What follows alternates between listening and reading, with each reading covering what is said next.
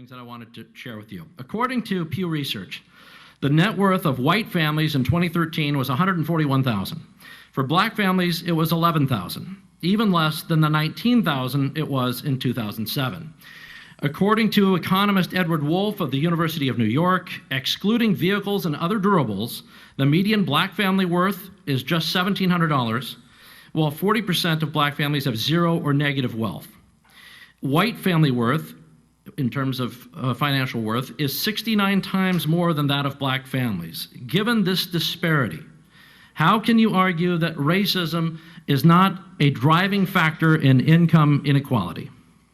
Because it has nothing to do with race and everything to do with culture. And when you have a culture that doesn't, you know what? Explain to me. You explain to me why black kids aren't graduating high school. Explain that one to me.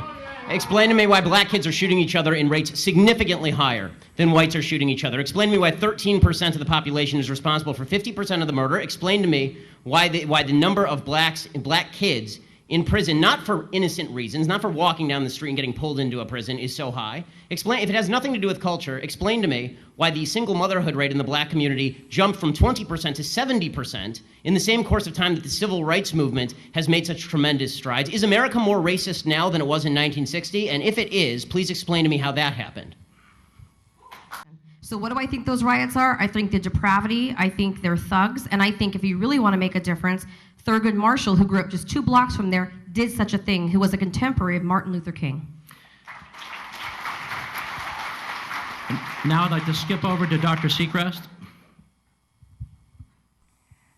I look at the Baltimore uprisings as more than just riots, right? I hate the idea when you say thugs and riots, right? White people riot as well. When y'all win Super Bowls 2 years in a row, y'all get off the hook. Don't make it seem like it's just Baltimore getting upset.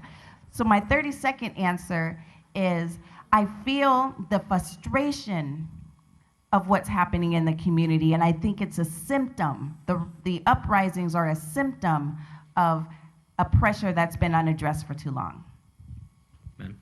I'm offended by the language of uprising applied to people who are breaking into other black people's stores and looting them. This is a lack of values. And people who are destroying private property, destroying cop cars, in an uprising against what exactly? Against the black police chief, against a mostly minority police force, against the black mayor, against the black president, against the black attorney general, against against a city council that is 9 of 15 are black and all 15 are elected Democrats. What is the uprising against? What is it seeking to achieve?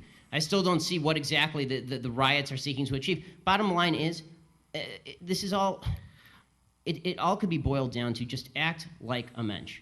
Act like a human being.